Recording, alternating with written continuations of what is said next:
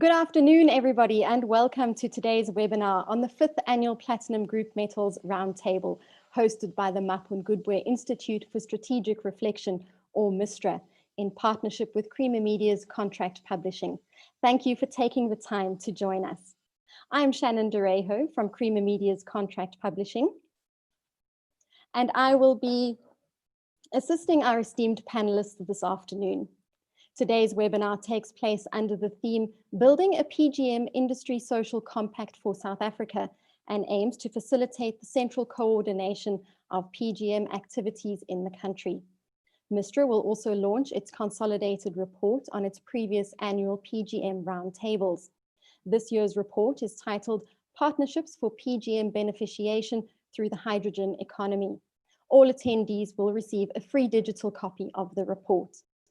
Please note that the Q&A function has been enabled, so please post your questions into the Q&A box, which you'll find on the panel at the bottom of your screen. You can also interact with the panelists and other attendees in the chat box. If you miss anything during the presentation, don't worry, we are recording the webinar and we'll be sending you a copy of the recording afterwards. We are also streaming the webinar live to the Mining Weekly YouTube channel. So let's get started. I'd like to introduce Xolelwa Katiya, Director, Project Management at MISTRA, who will facilitate the webinar. Over to you, Xolelwa.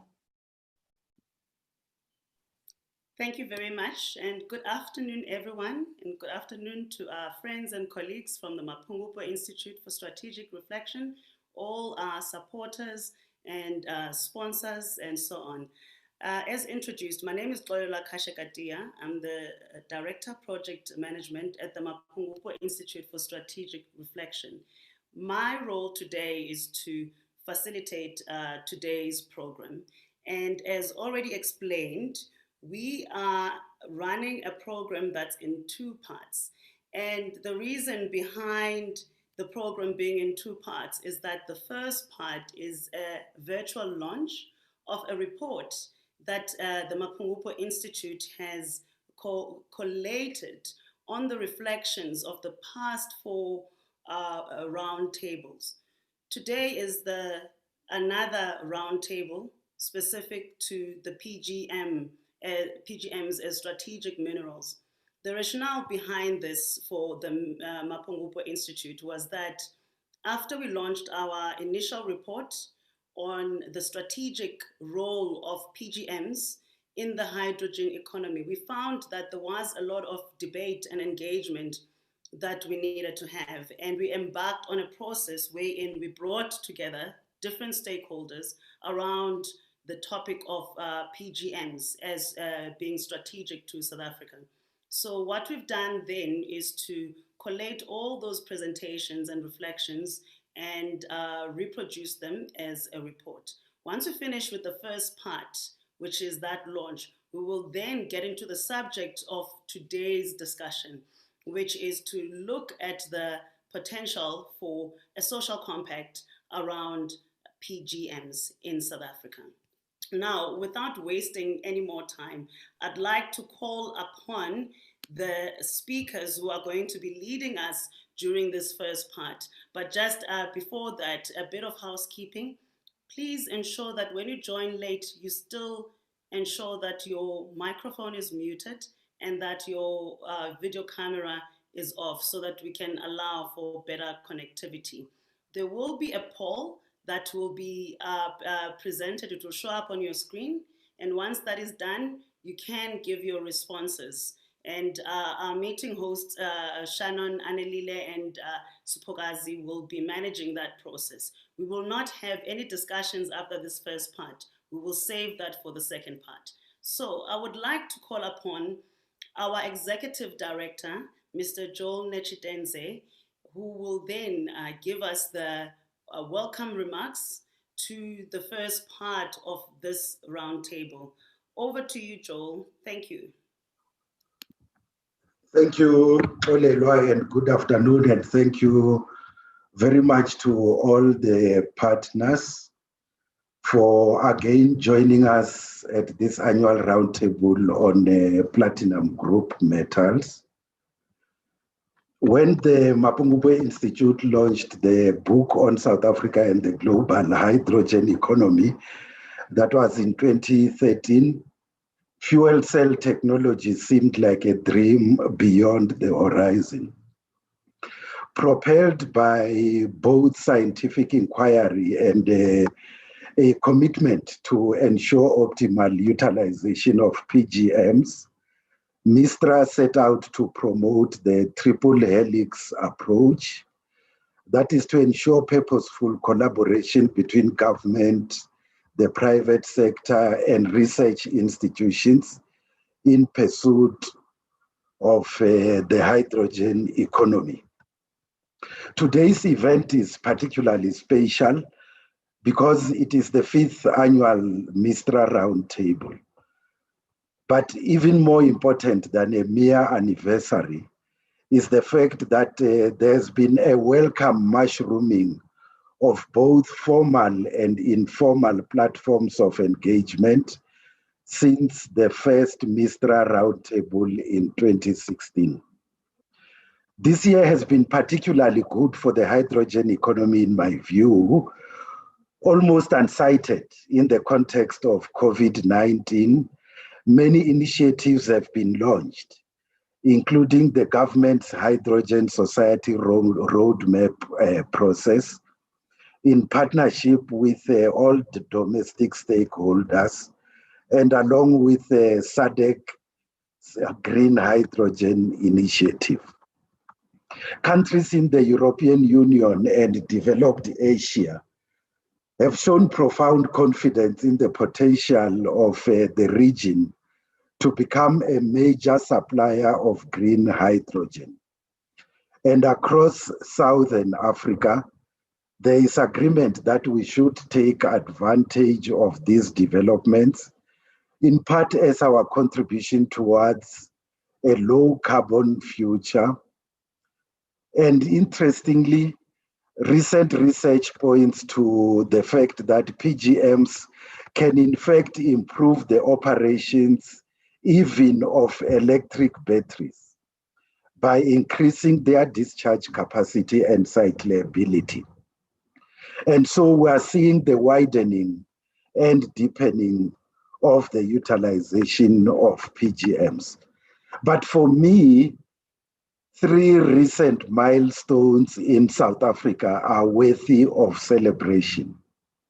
In August, Bambili Energy, which manufactures fuel cell systems using intellectual property from the HAISA program, employed its fuel cells as the energy source at the COVID-19 field hospital in Tshwane. In September, Chem Energy opened its South African fuel cell factory at the Dube Trade Port.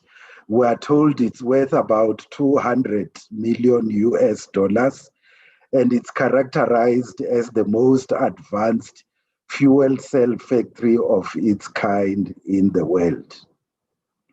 Again in September, Mitochondria reached agreement with the IDC and DBSA to help fund a feasibility study on stationary fuel cell manufacturing facility and its commercial operation. These 3 examples of practical progress underline the speed with which South Africa is joining the world as a deliberate actor in the nascent technology.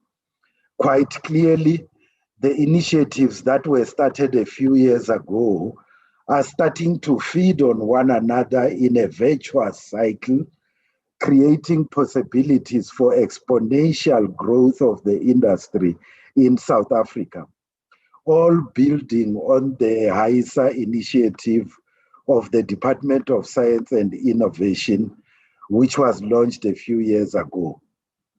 Globally, from Japan's many initiatives, including plans to showcase fuel cell technology during the Olympics, to South Korea's drive towards 2 hydrogen cities, and the billions that are being invested across the world in fuel cell applications, including in aircraft and shipping, it is quite clear that the hydrogen economy is coming into its own.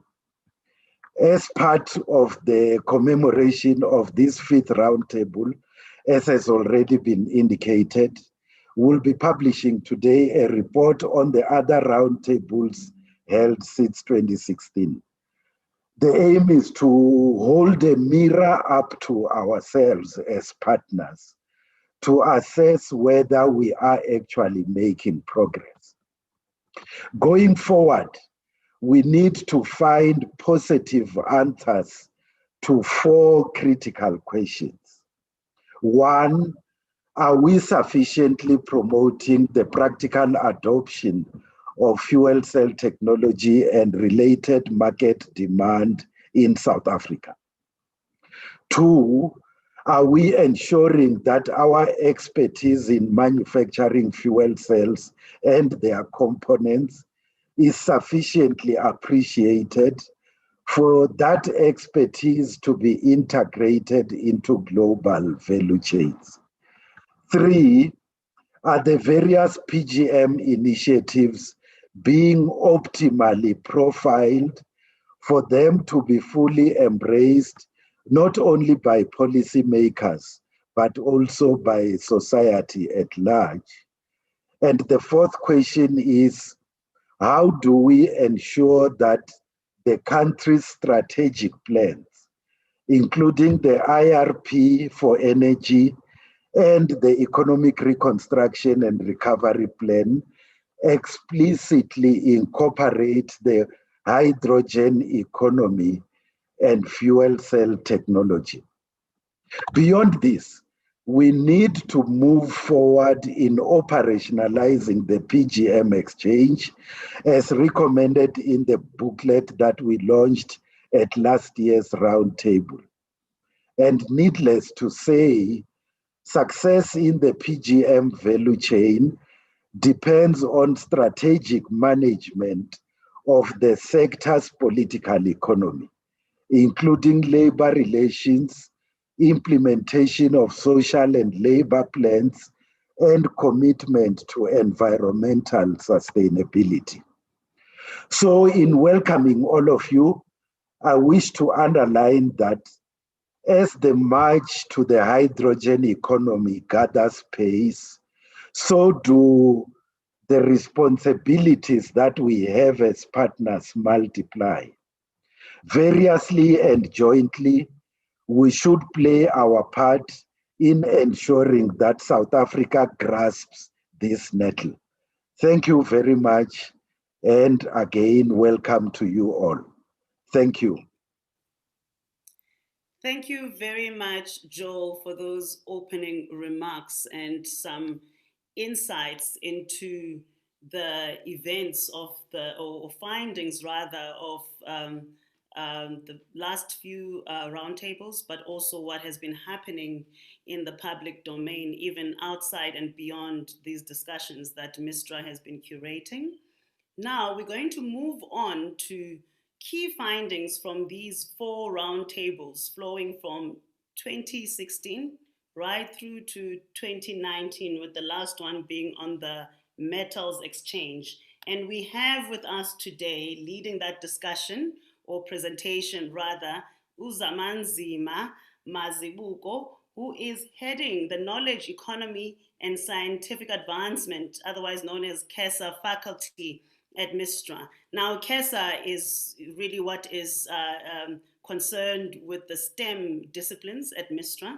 So that faculty has been holding together this conversation around the platinum group metals, fuel cell technology, and so on. So I will then hand over to Zamanzima to take us through the presentation. I have noted that there are some questions on the webinar chat function. I would advise everyone to actually rather use the Q&A function so that we can capture all your questions, and the simpler and shorter, the better for us to be able to engage and respond adequately. Over to you, Zama. Thank you. Thank you, Xolelwa. Good afternoon to everyone. So as our executive director has mentioned, in 2013, Mistra published a book titled South Africa and the Global Hydrogen Economy, the strategic role of platinum group metals, in which it identified that although there were developments in the platinum group metals industry, there was limited collaboration and strained communication between stakeholders. In order to address this issue, Mistra convened multiple actors to take stock of development in the sector and to anticipate and assess emerging themes with the purpose of promoting PGM beneficiation in South Africa. It was therefore also a response to the contradiction of the country owning the majority of global PGM resources, but lagging in terms of global beneficiation initiatives, particularly in relation to fuel cell technology. There was also a sense that South Africa was at the cusp of a breakthrough in terms of PGMs and that a forum for ideas sharing would be advantageous.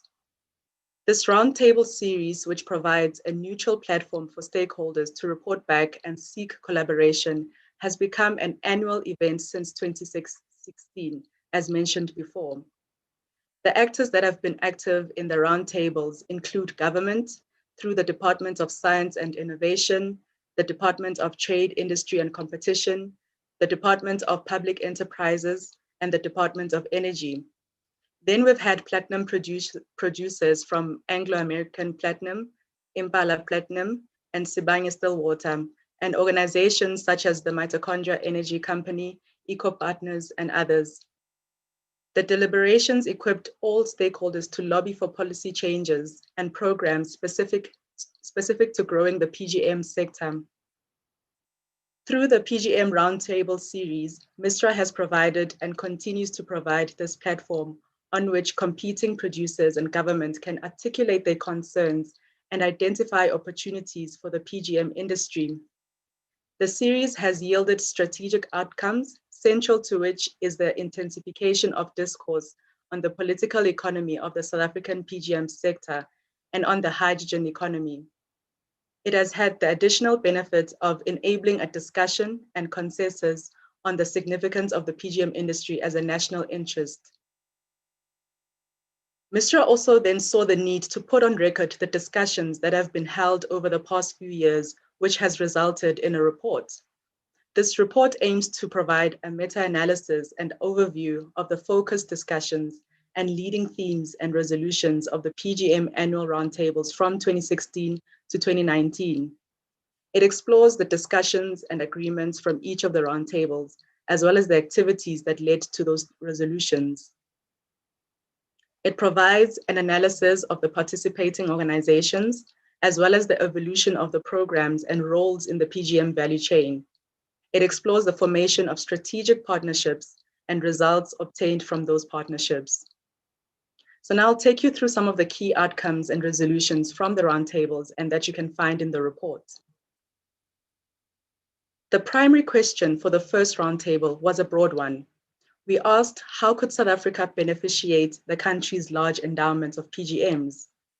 Stakeholders were invited to share details of their respective activities within the PGM industry, the strides that had been made and milestones achieved, and importantly, the challenges faced.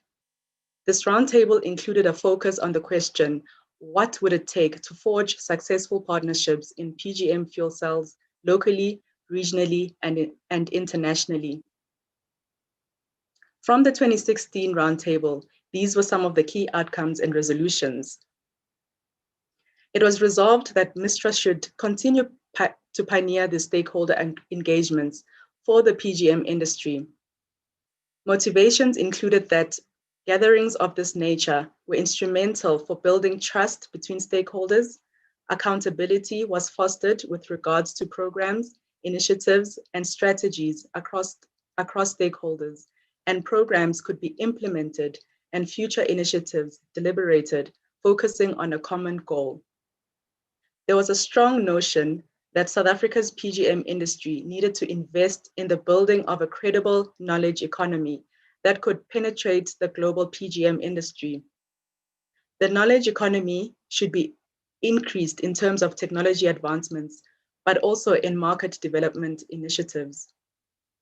The triple helix approach, made up of a research strand, a government strand, and business strand, was adopted as one that could be most impactful in the sector towards PGM beneficiation. The conversation, however, did not have a perspective from Black industrialists, and this was seen as a weak point. It was resolved that small, medium, and micro enterprises must be nurtured by government. While there was various government initiatives for SMEs, there was no alignment between the two parties. Therefore, a relationship must be created and principles aligned in order for small businesses to enter the PGM industry. It was also resolved that market development must go hand in hand with small business innovation and new technologies. More research should go into answering the questions: how will these technologies be absorbed by world industries? And how do the technologies interface with government initiatives at national, provincial, and local levels? This would serve to ensure that new markets were being utilized efficiently. Africa is a big market to explore, so research should also consider African needs and how minerals and technologies could be utilized to fulfill these needs. Then finally, in 2016, it was resolved that the strategic plan for the platinum industry should be driven by South Africa's interests. Fuel cell technologies, for instance, must be able to bring change to the lives of communities in mining towns such as Rustenburg and Marikana. They should benefit the most from the minerals. They must be upskilled and educated. Rural electrification projects and other applications in the transport sector must be further developed. Then it was the 2017 Roundtable, which was to monitor the progress of stakeholders a year after the first Roundtable and to determine the implementation status of the resolutions taken. With the ongoing high-level engagement by stakeholders, it was also to continue planning for the future of the PGM industry, given known opportunities and problems. From the resolutions discussed at the 2016 Roundtable, the key question put forward to structure the discussions for the 2017 installment were: will the political economy allow for industrialization? What is next in the PGM industry? Where are the institutional gaps in the PGM value chain, and can they be filled? What devices are needed to take South Africa towards higher levels of PGM beneficiation? The key outcomes and resolutions in 2017 are as follows. There was a substantial focus on the triple helix approach, taking forward the resolution from the 2016 meeting. The helix, though was not working successfully, a consequence of the sector's political economy. The private sector or business strand proclaimed its dire financial state. The government strand needed investment in both research and demand development and had worked closely with institutions of higher learning and explored the commercialization and industrialization aspects. This contestation between the stakeholders was based on the inequitable distribution of benefits from the mining industry. The wall between the stakeholders was a result of the atmosphere surrounding the PGM industry being highly charged. It was perceived as an industry of a few, a common feature of an enclave. This had caused a discourse that embodied a lack of trust between the stakeholders because of the position and varied views each strand held in the PGM political economy. In turn, the union perspective highlighted that the people weren't a priority for many of the strands, as they were impacted through heavy workloads and other unfavorable working conditions. That said, there were progressive discussions where there was some consensus between the stakeholders relating to making working conditions safer and more reliable, or delivering healthcare services promptly, or electrification of houses. The progress of the HISA program was noted as encouraging as a platform for South Africa to build its own demand. It was discussed that HISA should not be positioned as an exclusive government entity. It should move towards other kinds of industrial policy, which include partnerships, technology transfers, and technology licenses. It was also pointed out that HISA would not reach its goal of 25% global fuel cell demand, while the investment in R&D was low. Furthermore, although there were areas where HISA would not be able to compete internationally, there may be avenues for a complementary technology partnership. With regard to market demand, a closer look at captive markets was encouraged. Captive markets for hydrogen fuel cells should be identified as a means to create demand. More research must be done in order to fill and dominate niche spaces, the post office, for example. Public transportation had the potential to be such an industry. The fuel cell bus program was financially constrained previously, but investments were now being actively looked for. It was noted that stakeholder activities occurred largely in silos, and gatherings such as the MISTRA Roundtable were pivotal for cohesion in the PGM industry. There was a call for a higher level of engagement for policymakers alongside technical experts and the Minerals Council, and a focus on a PGM strategy. Looking at global paradigms and the success of industry in countries like China, Korea, and Brazil, the need for catch-up emerged. Some ways for local fuel cell technology to attain maturity, like the catalyst industry, were by inviting global partnerships, ensuring technology transfers, and building national capabilities. Partnering with global original equipment manufacturers, or OEMs, would be a significant step. After 20 to 25 years, South Africa would have gained enough knowledge for it to act autonomously. Partnerships should nevertheless be approached with caution, as South Africa's capacity and interests should not be compromised with international organizations set up business locally, and South Africa becomes a consumer. Conditionalities therefore have to be in place. The creation of Black industrialists in the PGM sector was important for South Africa. It was recommended that this discussion be taken up at the 2018 Roundtable. The third PGM Roundtable, the 2018 segment, whose goal was to convey new information on the recommendations from the 2017 installment and discuss them and derive concrete proposals for the way forward. It was also to track progress of the sector from the previous two roundtables, to note trends, and to move ahead on an upward trajectory. From the resolutions discussed at the 2017 roundtable, the key questions put forward to structure the 2018 installment were: what needs to be done, by whom, by when, and how? The 2018 roundtable recommended further research and operationalization of fuel cells in electric vehicles. Some international advancements included the first hydrogen train entering commercial service in Germany. Fuel cell buses had been successful in other countries. South Africa's first electric fuel cell bus was scheduled for a trial in October 2018 by HISA, South African bus designer and manufacturer Busmark, and the CSIR. The major limitation of fuel cell vehicles was the refueling technology. The HISA System Center of Competence had begun a cost-benefit strategy to lower the costs of the technology. It was recommended that the first trials for electric vehicles be large vehicles that travel long distances, example, trucks, buses, and trains. This was because there was no constraints around charging time if hydrogen as fuel was available. The need for monetary resources was a great concern for the roundtable participants.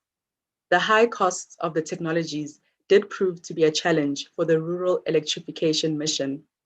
The DTI had pre-approval for a 50 million rand critical infrastructure program grant. However, there was still concern about the funding of the project.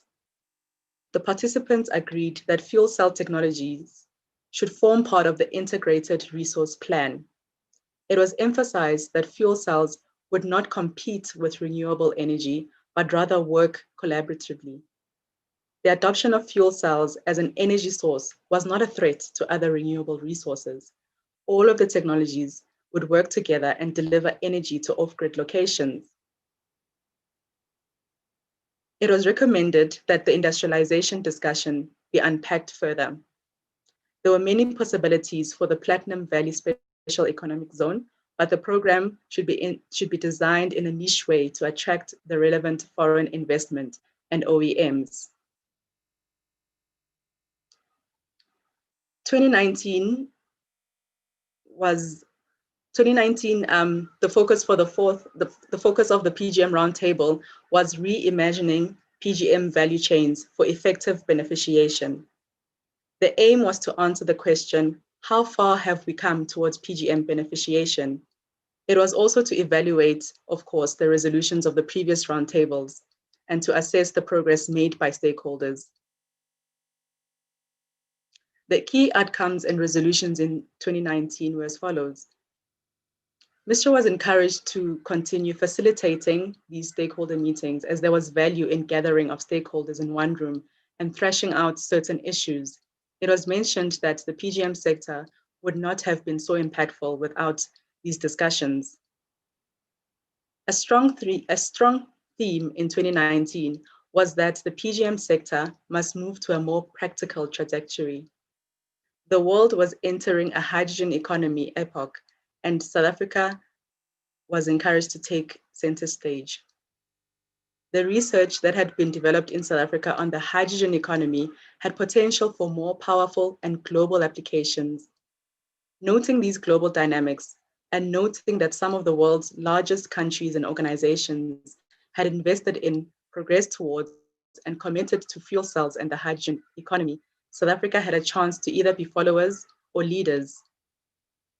5 government departments had agreed as one strand of the helix, but more input was encouraged to be made from the other strands in the development of a clear, articulate, and progressive hydrogen roadmap for South Africa. The formulation of strategic public-private partnerships and alliances was critical in this phase. HISA was applauded for its developments. As it entered its 3rd phase, there were new prospects and new challenges. The transition to a commercial phase was commendable. The hydrogen fuel cell powered scooter had been deployed to post offices in Cape Town. This was a significant milestone for HISA and the DSI, as it was aligned specifically with the green transportation strategy. This captive market may result in a larger demand for fuel cell technology in the country. The results from this deployment would assist in the fuel cell bus development as part of climate change response strategies. It was mentioned that this particular development was initiated after it was spoken of at the 2017 Roundtable. There was encouragement for the PGM industry to seek alliance with the climate change policies of the country. It was stressed that the PGM debates should be anchored in the need for a response to climate change, as well as the potential for financial beneficiation. The National Development Plan explicitly argued for a just transition to a low carbon economy, and the Carbon Tax Act, the Green Transportation Strategy, and the IRP each had prospects for the PGM industry. Thus, the industry should ensure that it was positioned correctly to ensure there was an alignment. The case for broadening of the PGM value chain by the inclusion of Black industrialists was vital. One of the activities to increase the PGM value chain was through focusing on Black industrialists. The insufficient number of these industrialists was observed at the first roundtable, and that a triple helix could not be formed if Black industrialists were not part of the PGM value chain. The future of the hydrogen economy relied on innovation from SMMEs.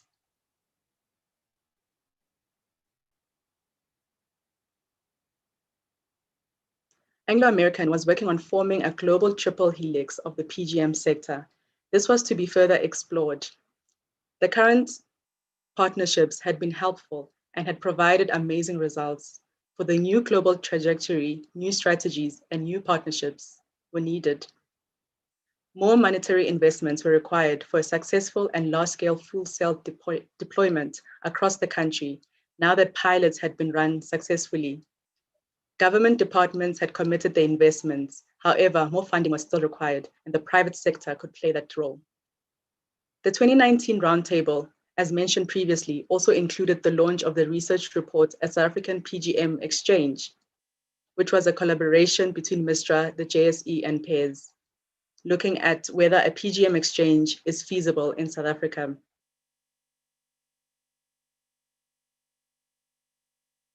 The report looked at which elements would be needed for the exchange to be successful. It looked at the legitimacy of the exchange, which would assure would-be participants that the exchange would deliver on its promises of transparency, reliability, and efficiency. Secondly, a supportive regulatory framework, which should be two-pronged. The first prong would be to ensure that the exchange was sound, which pertained to issues of prudential, market integrity, and business conduct regulation, as well as market stability protection. The other dimension was to cultivate the exchange growth through innovation and enabling the development of new markets. South Africa does have the legal and regulatory architecture to support a thriving PGM exchange. Thirdly, a strong banking sector. Exchanges require a capable banking sector, and South Africa was in the top 3 of well-regulated banking systems in the world. Fourth, reliable delivery. The logistical capacity to deliver the agreed on physical quantum of PGMs was paramount for an exchange. South Africa had the logistical capacity to do so and a proven track record in the minerals sector. Lastly, an enabling legislative and political environment. The next phase of the project would be to continue liaising with would-be implementers and participants of the exchange to assess the business case of the exchange. Thank you. Thank you very much, Zamanzima, for that very detailed presentation and overview of all the discussions and developments over the past 4 years. Now, what we're going to have is a short poll with about 2 questions or so. I've noted that there are some hands, there's some participants who've raised their hands, and just to remind you, we're not going to have a discussion during this first segment of the event. We've also taken note of all the questions that are in the Q&A section, and our executive director has been managing those, but a lot of the answers will be coming out of the panel discussion, and I see a lot of them relate to technology, environmental issues, and so on. Lastly, the report that Zama has just presented has been shared with everyone on the chat function. So if you go to the chat function, you will find a link there where you can download this report, which is really a compilation of all the 4 roundtables. So before moving on to this year's roundtable, the 5th annual roundtable, I will allow our hosts or the technical team to start activating the poll.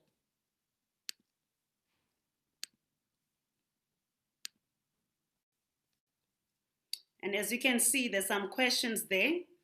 You can respond to them, and we will give you some time to engage with the questions. This is important for us as well as we continue with our research to get a sense of what those who are key actors in the sector, what are their impressions, and also what they think about the fuel cell market, whether it's something that's viable or that is possible, and also just to get indications or direction or pointers towards what the most urgent action is to actually realize or benefit as a country from these strategic minerals.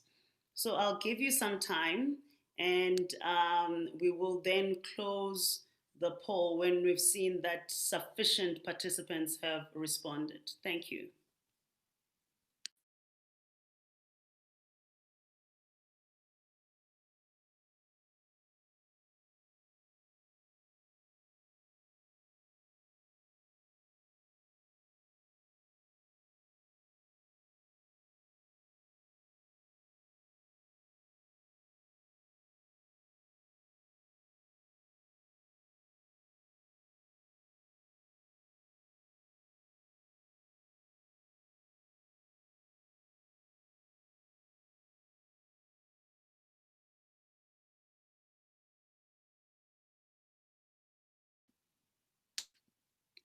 I think the technical team has received sufficient results, and I'm just going to allow you to start responding if you have not done so for the last minute before we disable this poll.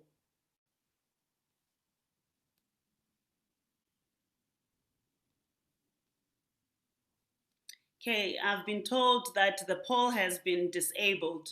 So without wasting any more time, and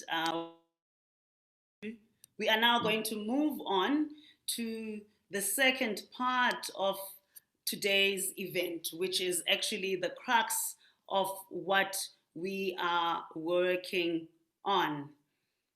So I think what you've seen now are the result. What you have on your screen right now are the results of the poll in terms of the questions that have been posed to the attendees.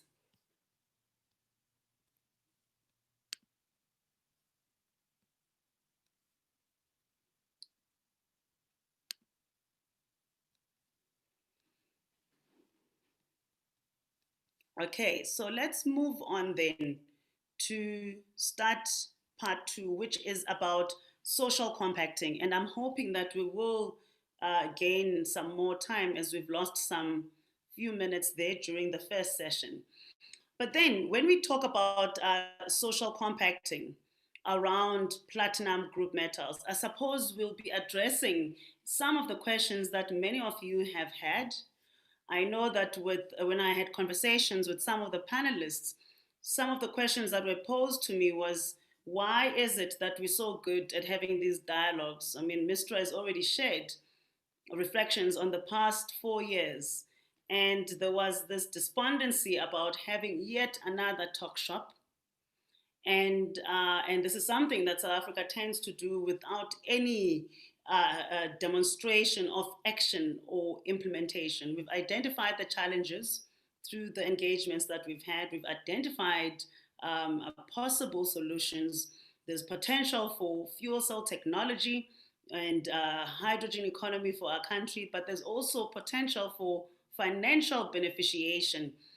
But how does this happen without a common vision or some kind of agreement as the key stakeholders? And as we know that it's the nature of our country to differ on the most fundamental issues, even where there's potential for opportunity. So when we talk about social compacting, what are we talking about? We're talking about an agreement or a pact, really, that involves various parties, but it is informed by a common goal. And it has to be informed by a particular issue or challenge. And in this case, or in terms of today's discussion, it's the platinum group metals. But also part of what informs a social compact is the idea of consent. Now, that means that we have to establish some common ground. We have to also build on trust, but also there has to be a demonstration of goodwill and commitment to partnerships. However, we need to be mindful of our historical context when we go into compacting. We also have to be mindful of the socio-political dynamics and also the economic structure. We keep talking about the structure of our economy that needs reconsideration.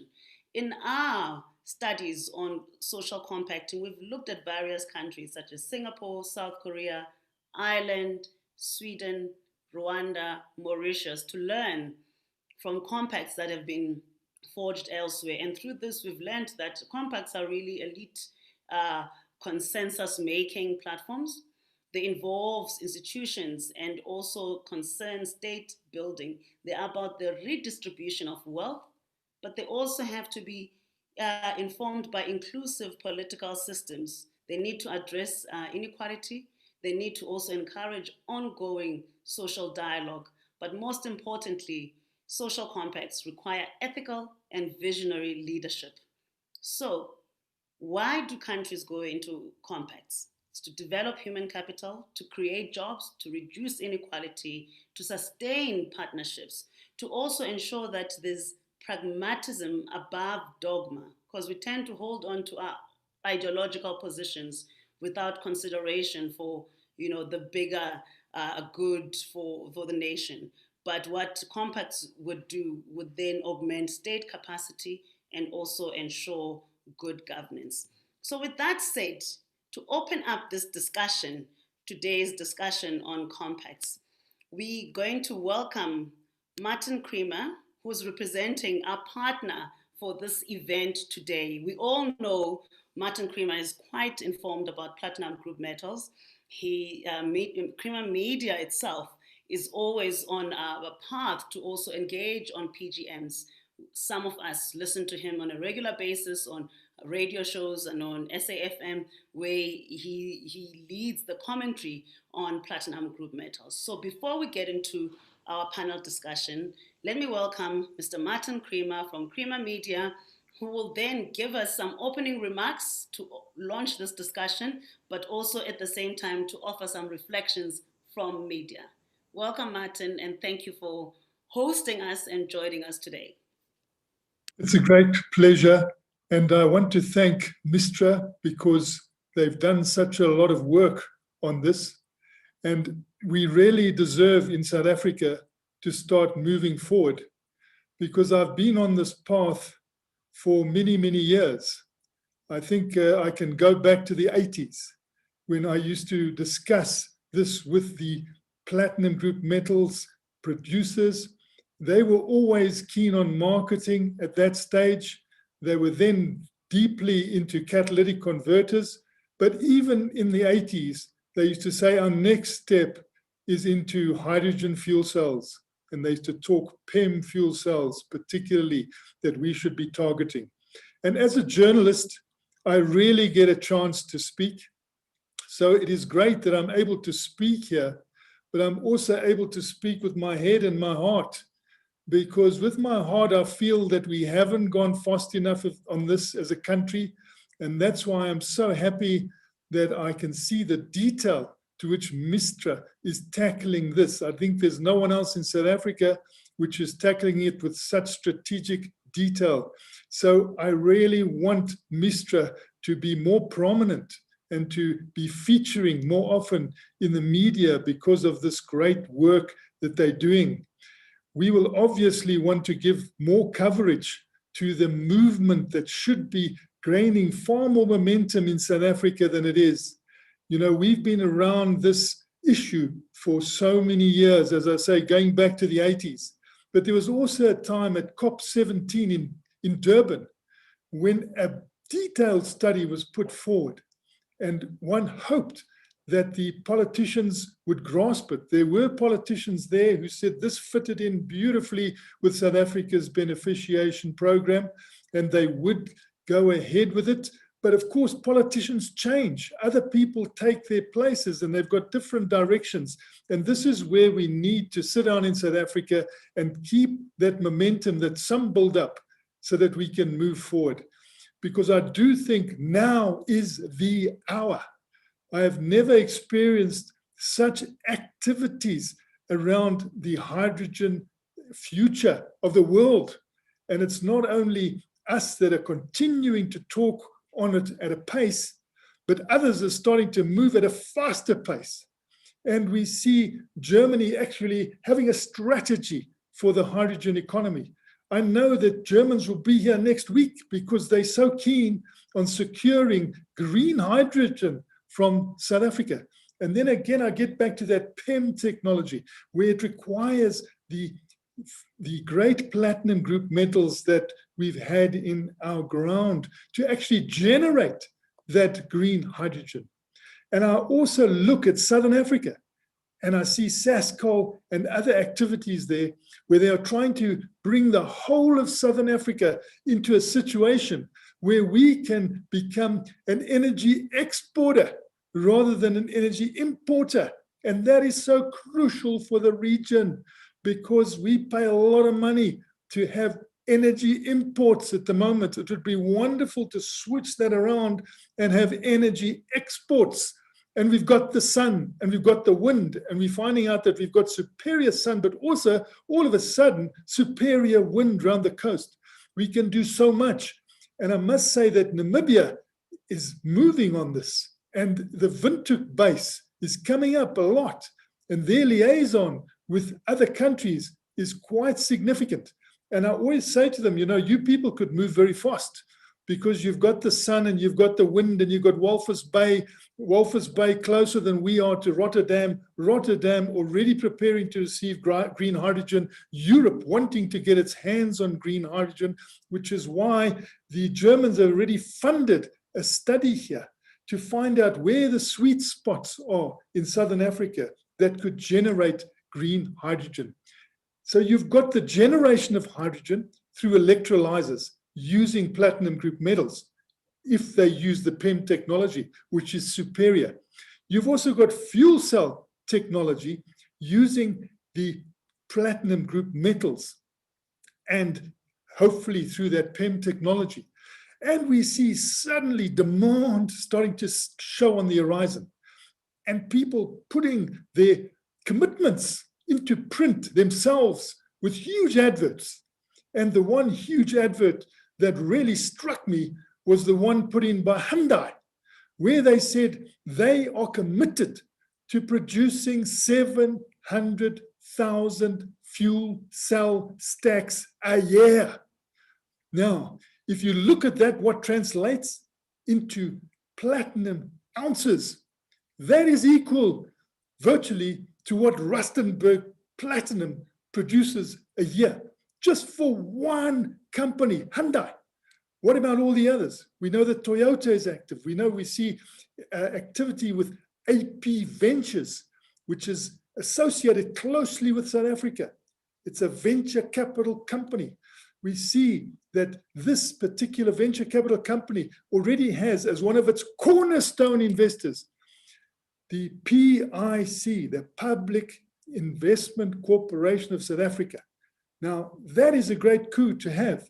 They're also now setting up in South Africa. They're going to employ local people, and they are driving demand for platinum group metals. So it would be wonderful then if people could gather around, particularly this great strategy that is being put in place by Mistra, done so much, and then bring in other parties to buy into this so that South Africa can take a move forward.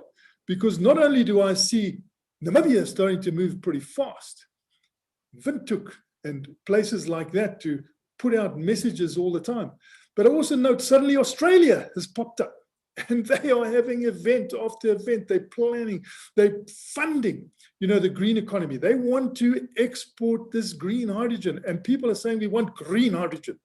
So, the old days of having the brown hydrogen are starting to move out.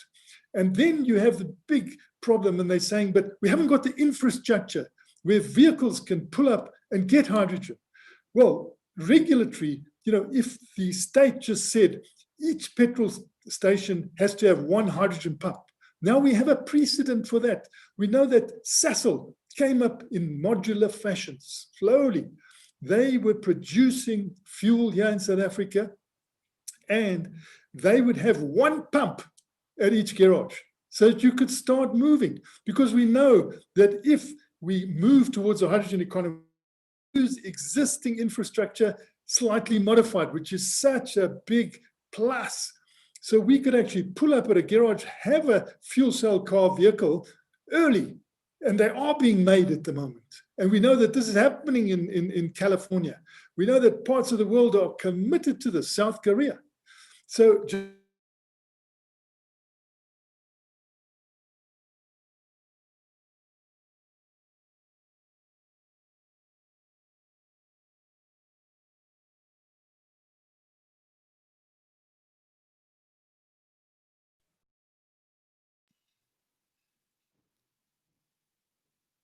takes 2 years.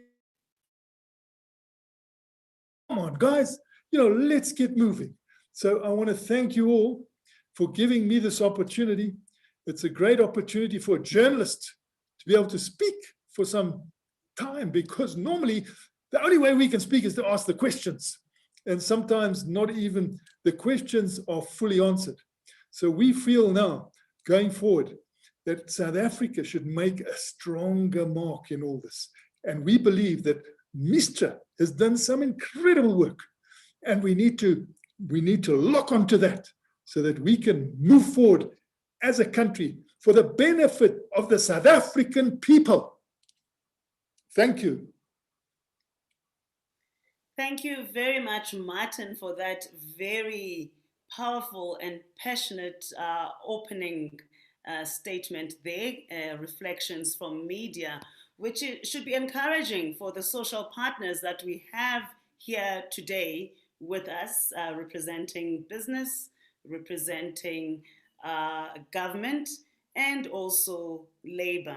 So we're creative in whom we invited for this discussion. And I'm very happy with Martin's scene-setting remarks, wherein actually media can be regarded as a strategic partner for this. Martin offered that, media is suitably placed for PR, so to speak, to communicate all these activities and efforts towards realization of a hydrogen economy, but also to put South Africa in a very strategic and strong position globally, in particular when it comes to issues of climate change. So, to start the panel discussion, we have Dr. Cosmas Chiteme, who is working for HISA. HISA has been mentioned quite a few times. That's Hydrogen South Africa, which is an initiative, a research initiative that's three-pronged, located at various campuses across the country, but it is an initiative of the Department of Science and Innovation. So he'll be speaking as a government representative. And moving on from there, we have Annelisa Matutu, who will be speaking with the voice of business. Annelisa Matutu works for the Johannesburg Stock Exchange, and she works within the commodities space there. And if we were to talk about metals or platinum group metals exchange, that is the likely space to host that. And then lastly, we have Dr. Martin Kwaka, who is from the Semtambani Research Institute. And this is an initiative or an institute that is established by the National Union of Mine Workers. And he will be speaking with insights from labor around this challenge of this platinum group metals that are strategic, but we're not speaking with one voice. There's multiple initiatives, and where there are initiatives, society is not as informed. So I will give each of the speakers 10 minutes so that they can take us through their impressions about social compacting and also the potential for that, speaking from the position of the arm of the compact that we've illustrated, starting with government. Over to you, Cosmas. Thank you, Xolelwa, and thanks again to Mistra for the invitation. I'll share my screen.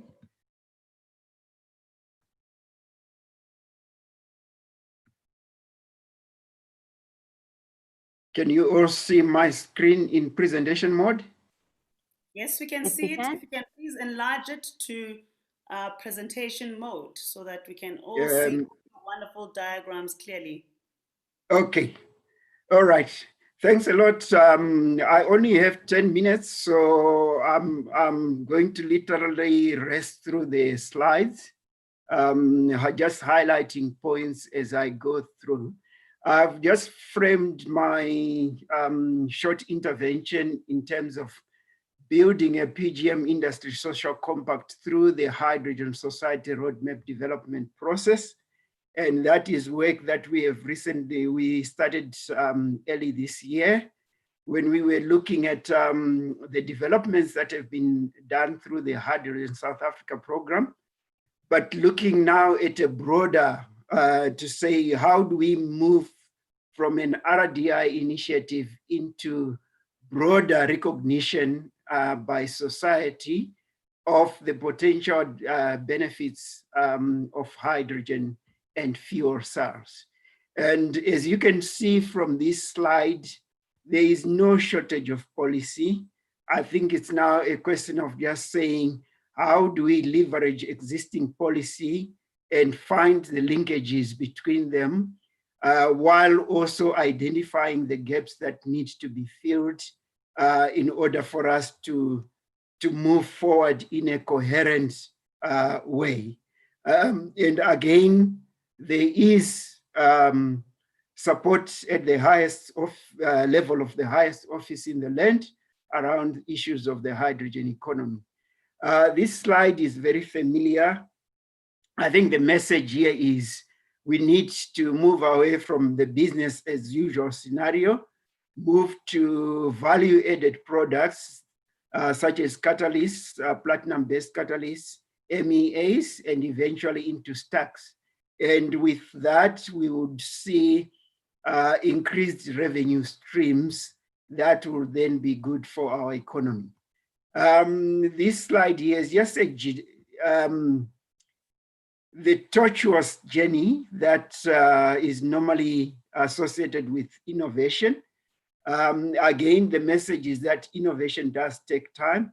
It requires resources, it requires commitment, it requires political leadership. And I think we have seen the benefit of that through our recent deployments, where we are starting to see that innovation being incorporated in some of the products that have been deployed recently. Now, again, I think the idea now is to say, how do we bring society and other partners into the broader discussion around hydrogen fuel cells? And that we are trying to do through the hydrogen roadmap development process, where this multi-stakeholder approach has really gone beyond just government, but we are reaching out to business, we are reaching out to civil society, we are reaching out to industry and academia in a typical, almost quadruple helix kind of fashion, to create a vision around hydrogen in South Africa. And the idea is to align stakeholders around a common vision that really starts to derive or enable the unlocking of the socioeconomic benefits that would accrue from the implementation. So a number of stakeholders have been consulted. Some of them are in this panel discussion today, looking at, do we move forward as South Africa Inc. To create a broader vision that also links to our renewable energy master plan and response to the increased renewable energy in the energy mix has been articulated within the 2019 IRP document.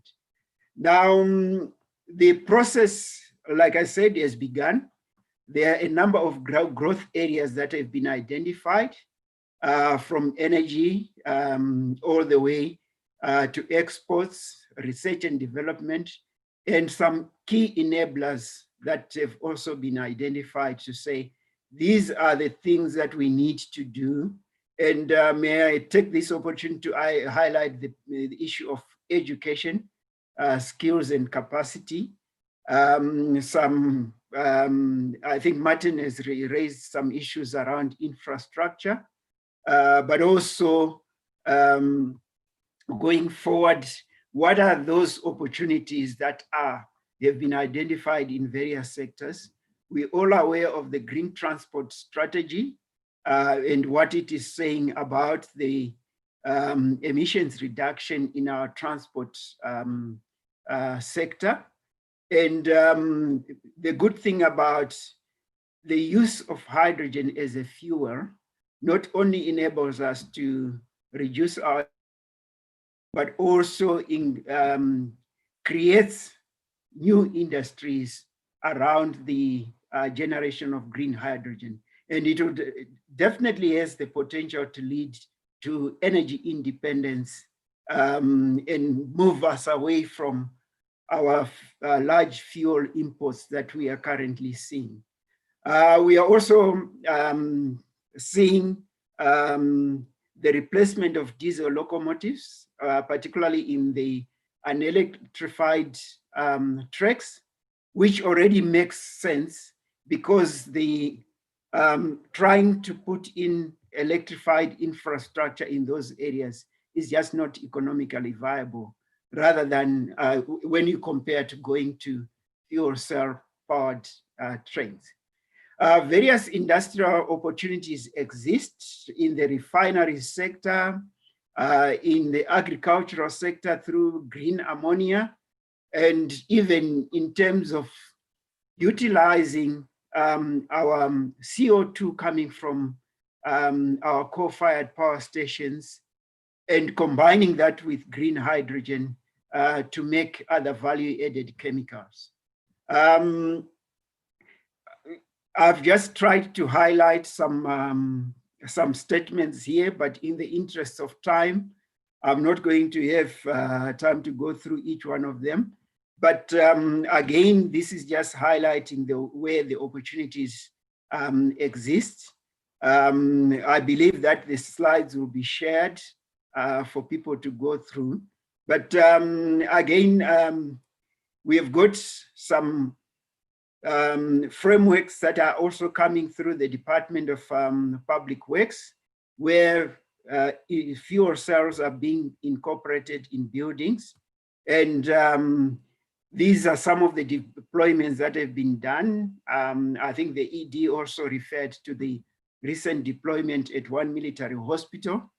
Again, this is opportunities for remote offices powered through a combination of hydrogen fuel cells and solar PV. Opportunities to export hydrogen, green hydrogen that is. There's certainly appetite from Europe, Asia, with countries like Japan and South Korea, that we as a country can actually respond to that. And this will be a good utilization of our renewable energy resources. Again, as shown in the pictures there. Opportunities for mining. We have got a very vibrant mining industry that contributes a lot to the GDP of the country. Again, those mining companies have got the opportunity to use their own commodities to actually address some of their current challenges in terms of the high bills or the high cost of ventilation underground. I think the main question that remains now is, how do we cost effectively bring hydrogen fuel cells for use in an underground environment? But already we are seeing open pit mining as an entry point based on the projects that are already underway. At one of our centers, we have actually a tunnel that can actually be used to study how hydrogen would actually propagate in an underground environment. And those are initiatives to try and make sure that those deployments can be done. There's also definitely further opportunities for further research, development, and innovation in order to bring the costs of the technologies down. There is also need to, again, look at appropriate standards and certification requirements that will then enable us as a country to export green hydrogen to those countries that require that. One of the things that we have just started is now to look at skills, not just in the form of masters and PhD, skills that we've been producing as part of the Hydrogen South Africa program, but looking at a practical level to say, we have got a number of, quite a lot of TVET graduates in chemical engineering and electrical engineering who are currently unemployed. And we are looking to now start training them into practical things like the installation, operation, and maintenance of fuel cell systems. And in this regard, just on Monday, we launched the training of 20 of those unemployed TVET graduates that will undergo a 6-week training course And that is a collaboration between the DSI, Sanedi, the EW, SITA, and Bambili Energy. So we really expect that these are practical steps that we are actually taking in order to operationalize the implementation of the Hydrogen Society roadmap, even while it's still under development. So with those, I would like to thank you once again and look forward to engaging further in discussions with the rest of the panel. Thank you very much for that presentation, Cosmas. I know we rushed you there, but there are some lessons, and especially of great interest is the issue of skills training in partnership with SITAs, but wondering the extent of partnership with other social partners. So next on the agenda is then someone who will be speaking with the business hat on, in particular big business when it comes to this conversation. And so I would like to call upon Ms. Annelisa Madudu, who is from the Johannesburg Stock Exchange. Annelisa, welcome and thank you for joining us. You have 10 minutes as well to take us through what business is doing when it comes to platinum group metals. You know, what are your interests and existing initiatives, and also what are your, non-negotiables when it comes to this subject? Thank you. Thanks, Xolelwa. I'll share my screen quickly.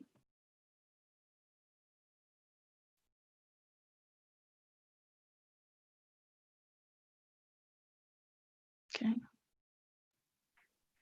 Okay, we can see it. I think you just need to expand it as well. Thank you. Can you see the building better markets? Yes. On Africa's largest. No, that's perfect. Thank you again. Thank you so much for the invitation, Xolelwa. And again, my name is Annelisa Madudu, and I am the manager for commodity derivatives at the JSE. And just as a way of introduction for the JSE, we are the biggest exchange operator in South Africa and in Africa as well. And we basically provide a platform for capital raising, looking specifically into the primary markets, the equities markets, and the bonds market. We also provide trading platforms for trading, facilitating trading in the secondary market. So we've got a commodity derivatives market, we've got a interest rates market, which is the derivatives markets for bonds.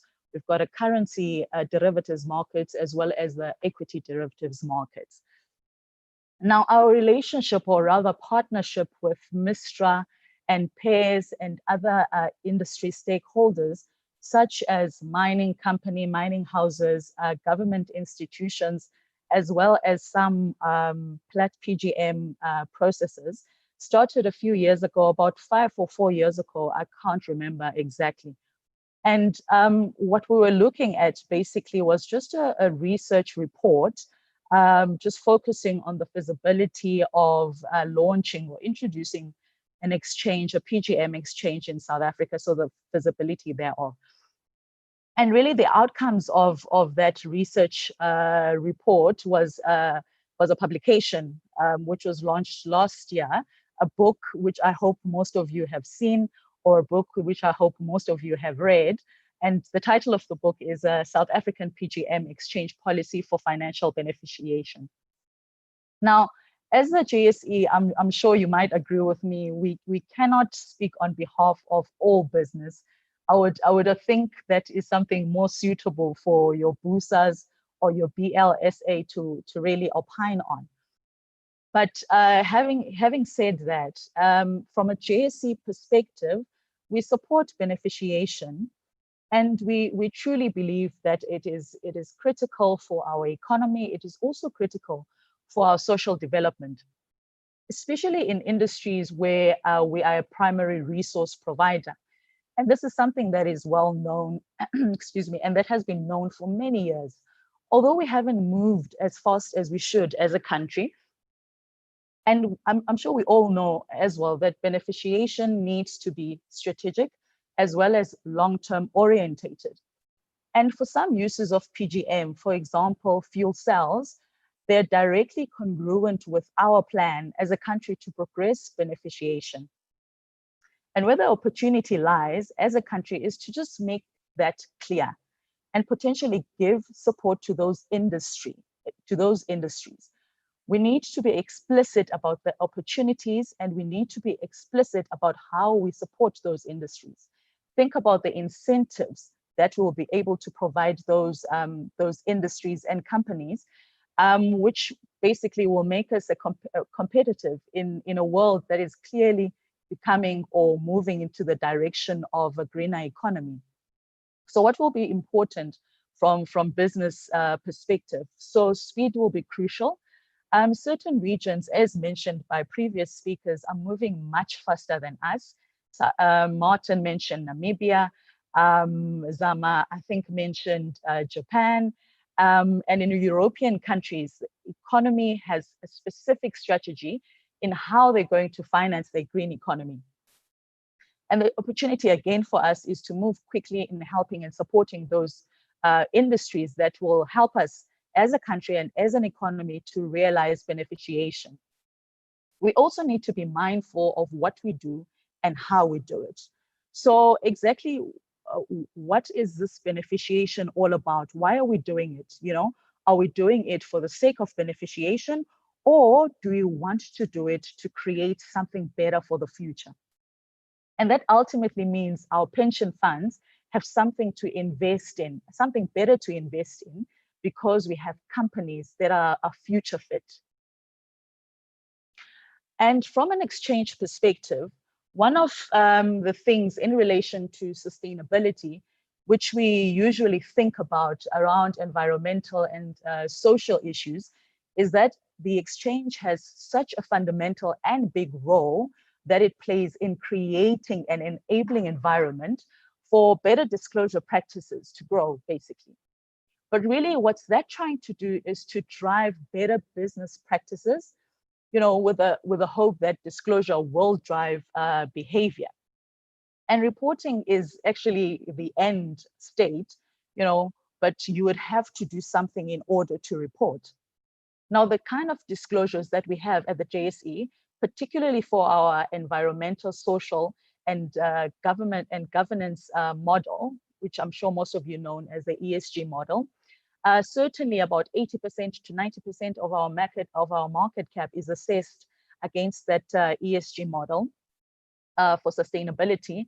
And at the moment, it includes most of the big PGM companies. And the disclosures that we require, they have a strong focus on the social aspect, and they also focus on the environmental and governance issues. So with respect to the social aspects, the companies are assessed on how they manage, for example, as I'm sure you can see on the slide there, their human rights and community labor standards and so forth. And so already from a JSE perspective, there is some pressure that we're exerting on the listed companies, right, on disclosures. And this is regardless of legislation and also regardless of sector charters. And really the point, or what we're trying to achieve, is for these companies, number one, to disclose and report, as well as to make that information available to stakeholders. And really that is our way of trying to shift the deal in trying to ensure that companies think about these things and report their activities in the public domain. Also, there's a broader enabling environment. So it's not just the JSE and the disclosures that we require. There is the investor as well as the man on the street. So as the JSE, we're trying our best to create that framework for disclosure and allowing information to be available to the stakeholders who can use that information then to start engaging with these companies. And as the JSE, again, we can't tell companies, you know, what to do, what to include in their social compact or what to exclude in their social compact. However, what we're trying to do or what we're trying to achieve is to bring global norms and standards And that's how we're trying to influence, by trying to ensure better disclosure. So the rest of the ecosystem can work together and use this information again to start engaging with these companies, to start engaging as industry, also use the information to start assessing these companies and their transitioning, and factor in that information into their investment decisions. And just quickly here, I extracted the top 30 companies, and this is ranked on ESG scores, right? And this information is based on the last assessment, which was in July of this year. And these companies feature on the JSE FTSE Responsible Investment Index. And you can see some of the mining houses do feature in the top 30. This is the top 30 ranked on ESG scores, the highest ESG scores. You can see some PGM producers. I won't mention names, I'm sure you can see yourself. But from conversations that I've been having with our sustainability team, it's clear that over time, the mining companies and other companies as well have progressed over time, and the industry has been putting some effort in progressing to progress in the sustainability arena. But there is still a lot of opportunity and a lot that we can still achieve. Thank you, Xolelwa. Thank you so much for that presentation, Annelisa. Quite informative, a bit complex, but I think it does demonstrate some movement around what the business is doing, because we do have some assumptions that we tend to make about what is happening in that space. The last contributor to this panel discussion is Dr. Kwaga, who is coming from the Semtambane Institute, which was formed by the National Union of Mine Workers. It will be quite interesting to hear the sentiments from labor, and especially labor that operates within the PGM sector, because that has been very volatile in the recent past. And I'm interested in hearing more about what that sector broadly, is willing to contribute to this conversation, and how to take things forward in partnership with business and also government. Over to you, Martin. We have another Martin there in the form of Dr. Kwaga. Okay, thank you, Chair. I appreciate the opportunity also to make comments from labor's perspective, or looking at social compacting from the lens of labor. You have already introduced me, Martin Kabwa, from the Research Institute of the National Union of Mine Workers. I must acknowledge that MISTRA played a role in the starting of this research institute. And I'm happy to present, to talk about social compact from workers' perspective. And to start off, I think it is important to state that as workers, as laborers, we think that social compacting is very important. But we need to agree what is this social compacting is all about, such that we are discussing about the same thing. So I try to come up with a definition that comes from what I hear from the workers' constituency of what they perceive as social compacting. And I think my presentation is going to be linked to that definition, whereby I see social compacting as a process of having an agreement or a common understanding between shareholders regarding the roles, obligations, expectations, trade-offs of each party regarding a common aspect of interest. And in this case, we are talking about the PGM sector, its growth, and the distribution of benefits therefrom. It is important that social compacting should be understood broadly, because sometimes stakeholders only focus on the roles and they omit the obligation. Sometimes we focus on expectation and we omit the trade-offs. Yet, for you to have a harmonious sector growing forward, you need to make sure that as workers, if we commit to a compact, we know what we are going to get and what we are not going to get. So it is important to recognize that social compacting is important, but we need to define it broadly, and all of us agree on what it should and should not include.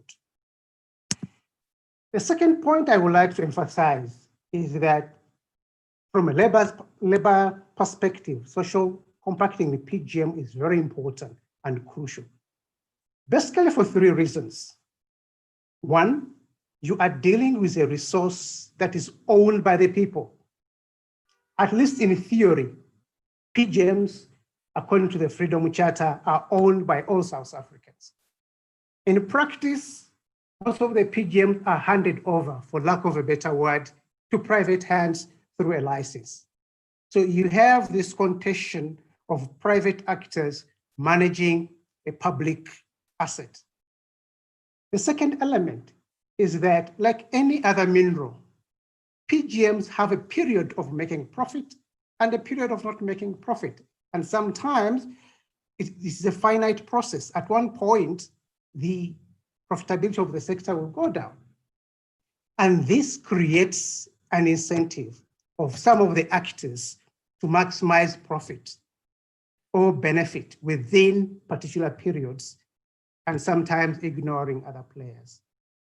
The third element is that this sector, as you all know or you may not know, is dominated by multinational and big actors with powers to determine where to add value and how to transfer resources.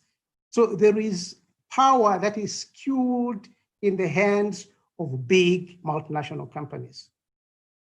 With that in mind, there are serious implications in terms of how labor wants to engage with the PGMs as they are developed to fuel cells and hydrogen economy. And the labor position is based on the expectation that since we are dealing with a common asset, there should be some fair ways of sharing the benefits, but not only sharing the benefits during the active period or the good period. Some of the benefits need to outlive the period when they are generated.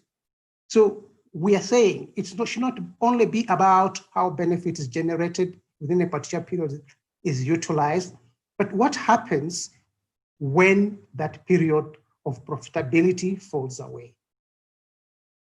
The second aspect that I also would like to highlight is that because all of us, stakeholders, the private actors who bring capital, the people who believe this asset belongs to them, the financiers, the banks, all of us believe that we have a stake in this common PGM development. There is always tension in mapping out the future forward. And this tension is made worse by the information asymmetry. We do recognize as labor or workers that some of the parties, like the private actors, often have more information than we. As such, we go into negotiating how to share the benefits at disadvantage from an information asymmetry perspective.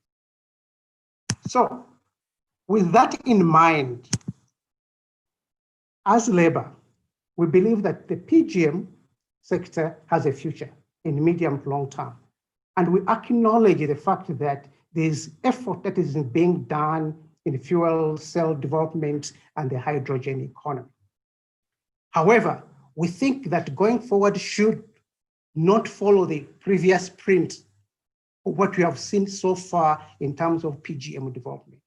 So labor feels that there should be a social contract in the PGM sector, and some of the pillars on which it should be built should be the ideal of job creation and job retention. And where jobs cannot be retained, there should be a carefully mapped out strategy of how to facilitate transition from the sector to other sectors of the economy. We also believe, and here I talk and I'm a little bit biased because I come from the National Union of Mine Workers, that there should be an ideal of increasing the stakes of workers in business. For example, through beneficial ESOPs. ESOPs are employee ownership schemes. There are so many employee ownership schemes. Some of them did benefit workers, but many of them did not. So we believe that beneficial ESOPs should be part and parcel of the social compact that labor needs to engage with other stakeholders. The other point is about transparency in business operation, because transparency will ease tension. As I said, with information asymmetry, many workers find themselves on the back foot because they don't have enough information, and they are not sure whether they are getting a fair, and I'm not saying an equitable, just a fair benefits of what the sector is generating. Finally, but not second last point I want to make is that there should also be deliberate effort, that there should be domestic ownership. Black South African, previous disadvantaged people should also have a footprint in the ownership of the sector. Otherwise, the sector will continue to be seen as foreign. Okay, and that foreignness brings about questions of trust and questions of how the resources generated are being used locally to support development, or whether there's capital flight. And finally, also something that came out from other presenters is that there should be a period of a deliberate effort to increase local value addition and beneficial economic linkages with communities. Because local value addition creates more opportunities for people to participate, and creating linkages in the communities means that even if the sector changes in future, there are benefits that will stay and outlast the sector.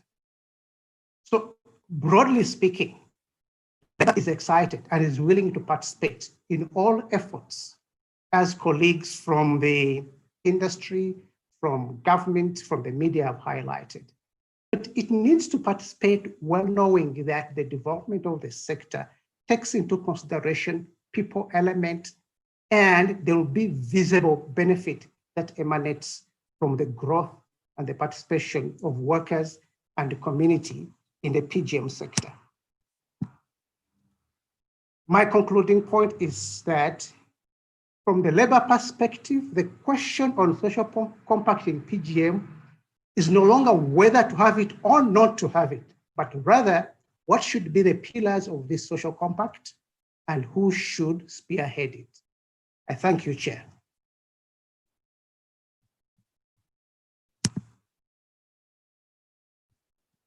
Thank you very much, Dr. Kwaga, for that presentation from the labor perspective.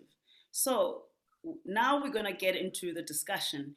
And I've noted that there's been quite a lot of questions that have been coming through our Q&A function, and that my colleagues have been addressing those, in particular, ED, Joel Nechitenze, Zamanzima has been also addressing. There's quite a few questions that went towards Dr. Cosmas Chiteme around the technology and all the climate change issues. Anelile has also been addressing some questions, but just in summary, I'll just try to get a high-level overview of some of the key questions, and any of you can respond to those. There was the question around the pricing of the fuel cells, and I think Chiteme is best placed to respond to this question on whether it is worth our while to embark on fuel cells, considering the price of producing fuel cells. There's also the question on the contribution by the small, or rather junior PGM producers. And I think any of the colleagues can answer, because we don't have anyone representing the mining sector or even the Minerals Council specifically. The role of DMRE is also questioned there. think, again, Cosmas, you're in the spotlight because your government, and I see Zama has tried to address that question.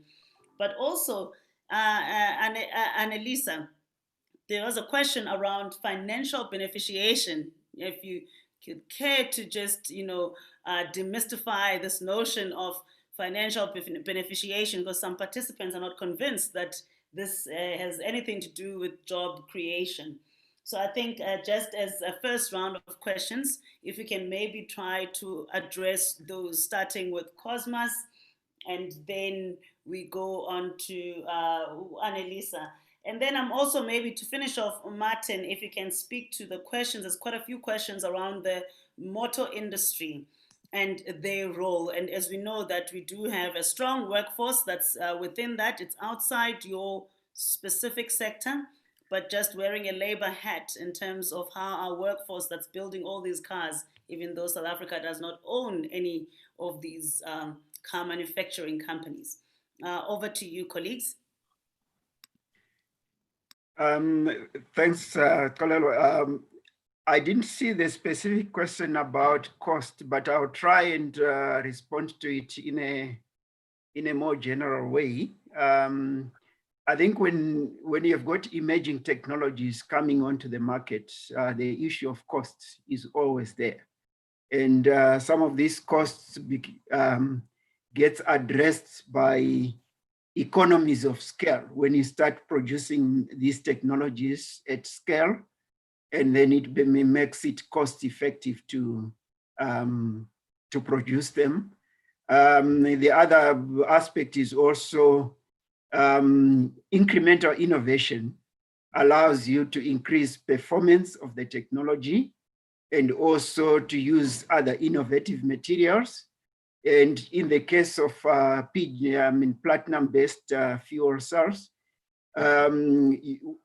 we may think that reducing the loading on the catalysts is against us as against our aspirations as South Africa.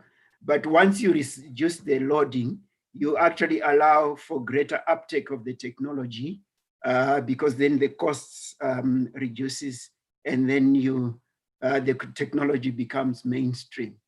With respect to the involvement of DMRE, I think at a government level, we have been engaging quite a lot with DMRE and other government departments like your environment, public works, even as far as defense with the deployment at Military One Hospital. But I think those discussions are ongoing.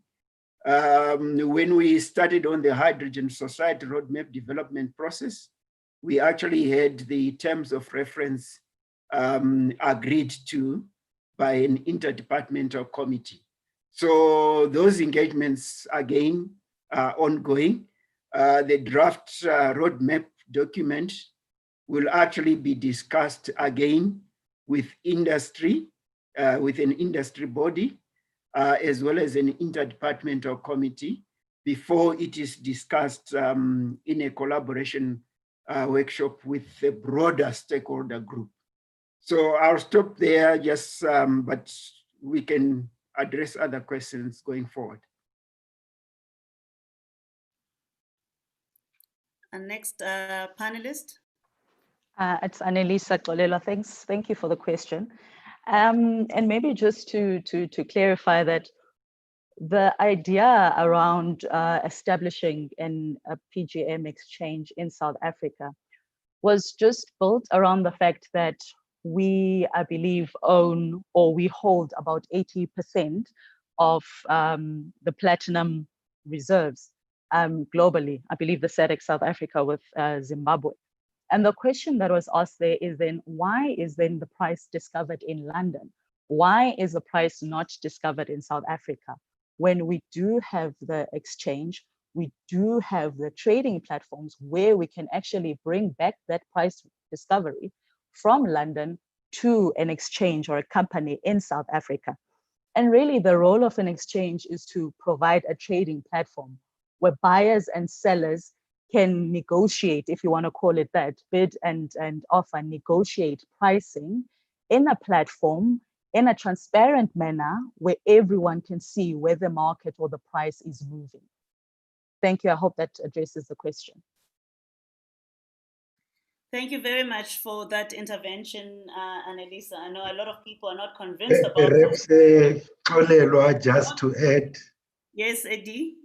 Yeah, as an advertisement, that the book is available, motivating for the PGM exchange. And as Annalisa has indicated, location is one of the reasons, as well as the extent of the endowment. Price discovery is another. The question has also been raised as to whether jobs would be created through such an exchange. Definitely at the level of service jobs, which are skilled jobs in terms of the financial sector, managing it at various levels at the JSE, with the banks and so on. There would also be jobs created with regard to logistics and storage and security and so on and so forth. So we see this as financial beneficiation, but it will also have other elements to it. There was also the question posed about small and medium PGM producers to participate through the value chain. I think they need to reflect on the matter and pose to themselves the question, where in the value chain beyond production of the raw materials can they participate? And already, as has been indicated, there are a number of small companies, Black-owned companies, that are participating in the production of fuel cells, for instance. Isondo is one of them, which is establishing a factory at the OR Tambo SEZ. There's Bambili. But what we can also add is that if people want to participate at that level of the value chain with regard to fuel cells, they might want to interact with HISA and DSI to see what role they can play and who they can partner with. Thanks. Thank you, Ed. Then I hand over to Martin Kwaga to just reflect on the question on the automotive industry. We know that it's not within your specific sector, but it's part of the value chain or the process of adding value to PGMs from the South African perspective. Thank you, Chair. When it comes to the automotive sector, we recognize that in its current structure, the automotive sector is a significant employer. And we also recognize that the migration to the hydrogen economy may change some of the status quo, and there could be job losses or there could be job transition. So what we are struggling with and what a common answer we have when it comes to changing the production and the labor dynamics in any workplace is to have a transition whereby we are clear in advance who is going to be affected and who is likely not to be affected, and how to make sure that those that will be affected when the status quo changes are either created opportunities to get other jobs or they go into a safety network.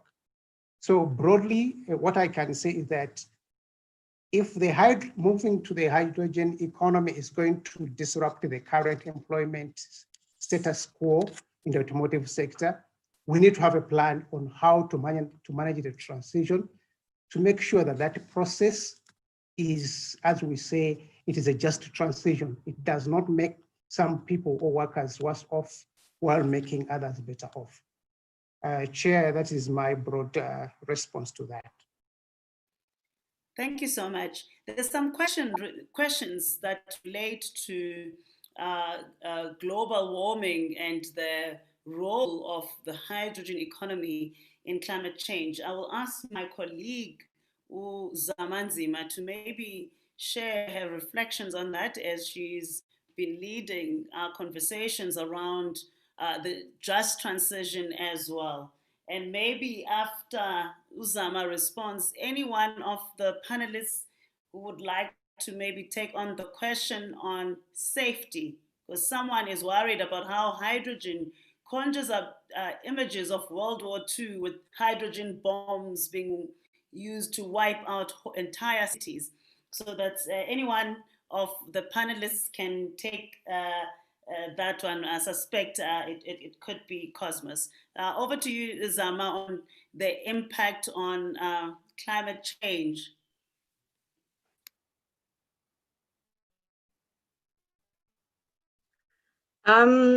So I think we all agree, well, maybe not all, but most of us agree that the issue of climate change is one that is quite urgent.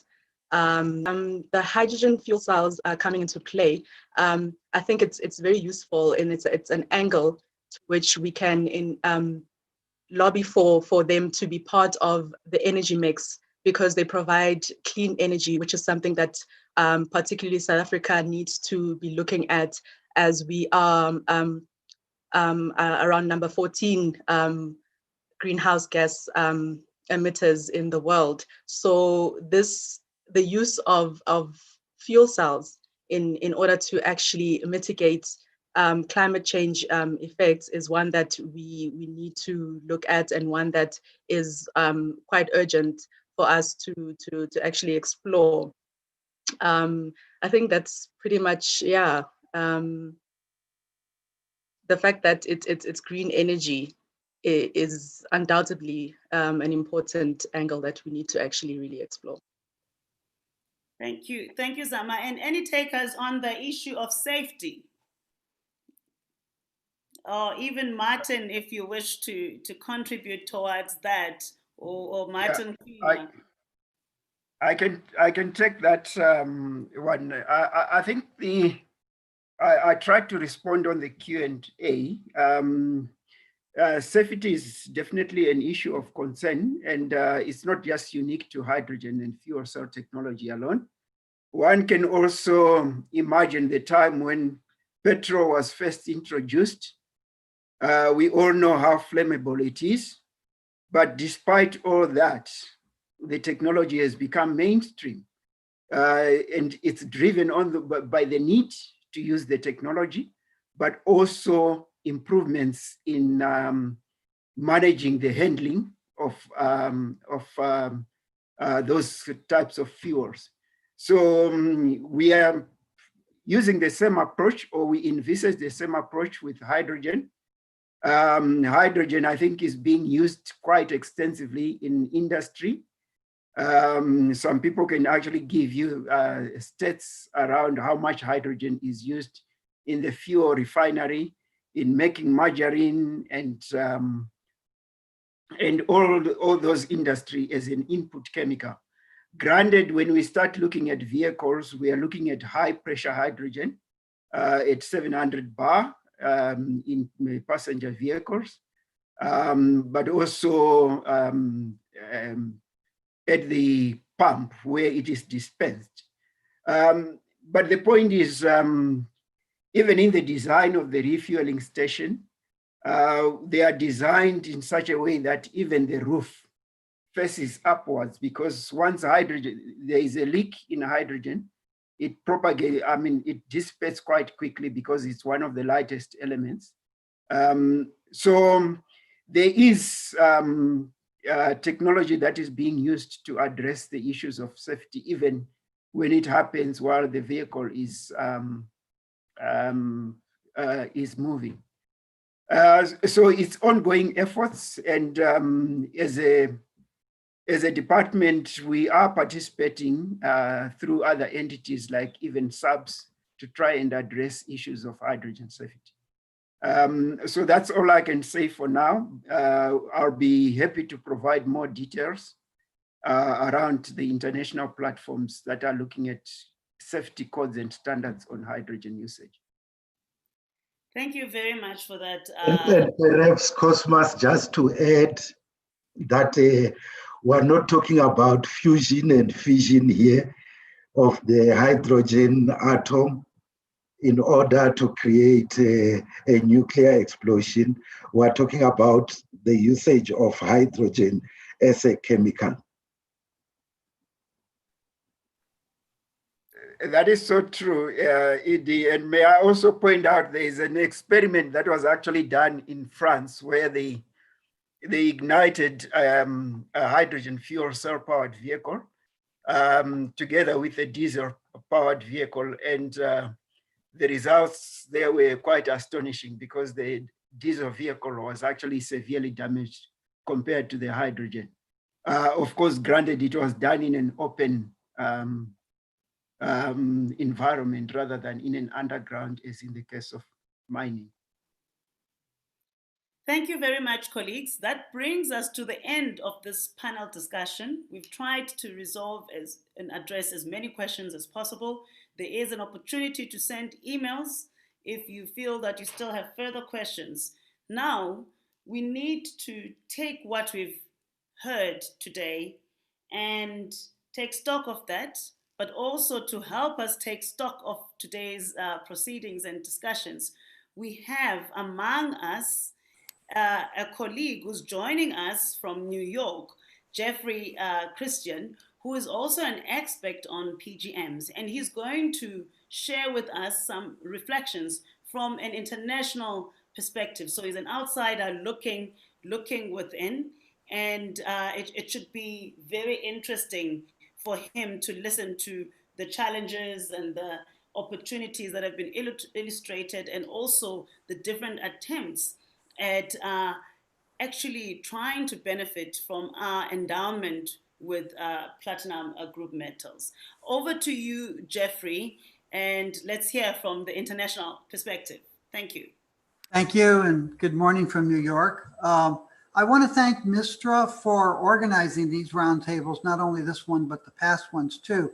These discussions are necessary, and you know, someone made the comment that there's been a lot of talk since 2016 and perhaps not actions, but I think the actions come, and they come more slowly and subtly, and we don't necessarily notice them.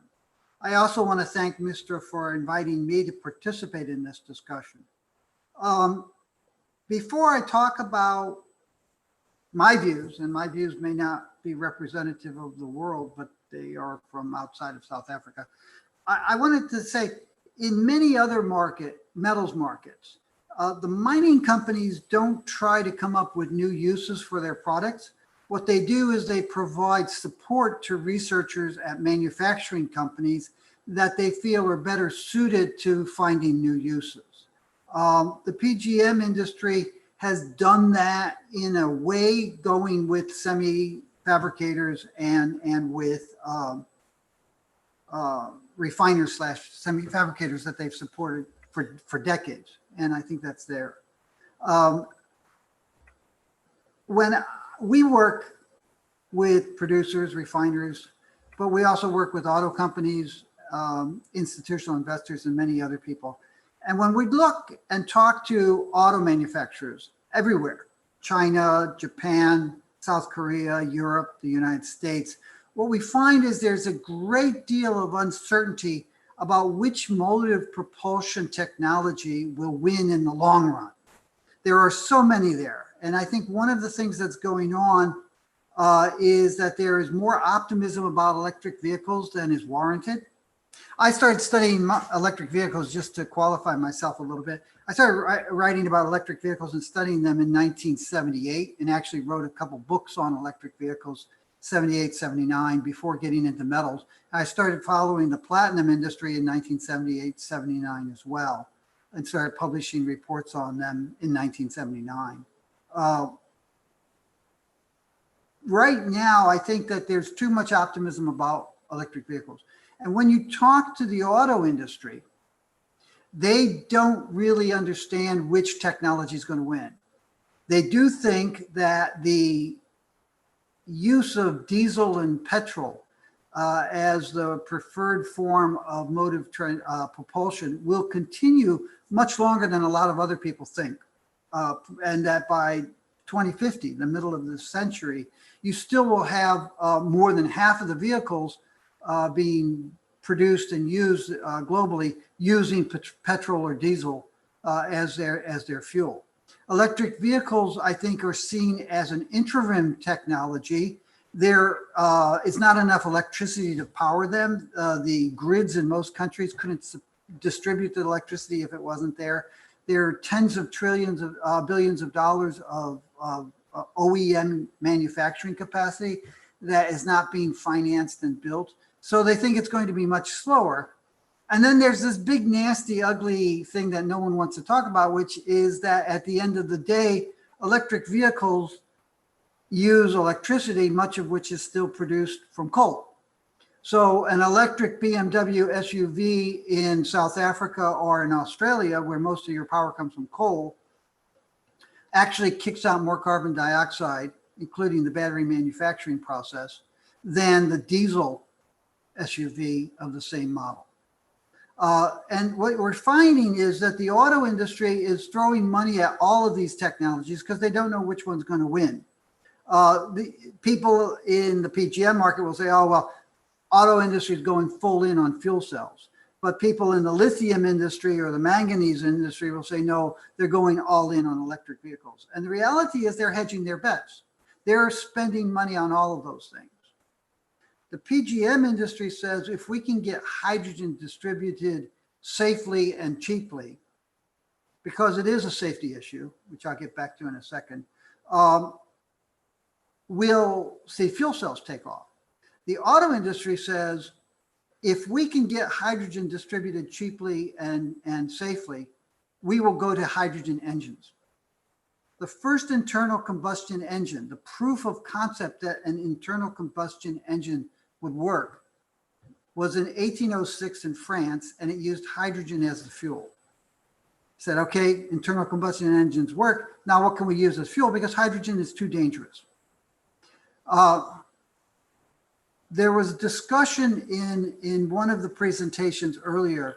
It was Cosmas, Dr. Cosmas Teme's presentation that mentioned liquid organic hydrogen carriers. At least it was on some of the slides. That's an interesting technology because it takes hydrogen and distributes it as a hydrogenated organic liquid, which has, depending on which liquid you're using, there are people in North America and in Europe looking at technologies that have toxic, carcinogenic, explosive chemicals. But there are other companies that are looking at liquid organic hydrogen carriers that have the same toxicity and volatility as diesel fuel and can be used. You can use the existing petrol and diesel distribution system to ship, store, and distribute the hydrogen. That gets rid of the safety. Yes, we're not talking about fission when we're talking about fuel cells or hydrogen engines, but we are talking about an extremely explosive gas that doesn't trade well. And we've seen fueling stations explode in Norway, and we've seen a hydrogen delivery truck catch fire in Los Angeles. So shipping and storing frozen or compressed hydrogen is a dangerous issue. Liquid organic hydrogen carriers are really interesting because you remove that cost thing. You can ship and store this stuff at ambient temperatures and 1 atmospheric pressure. So they're much more safer, and they could accelerate it. They could remove the tens of trillions of dollars of infrastructure. In Los Angeles, it takes $2.4 million to build a hydrogen fueling station using compressed hydrogen. It takes $200,000 to retrofit an existing fueling station to deal with a LOHC. So I think LOHCs could come very quickly.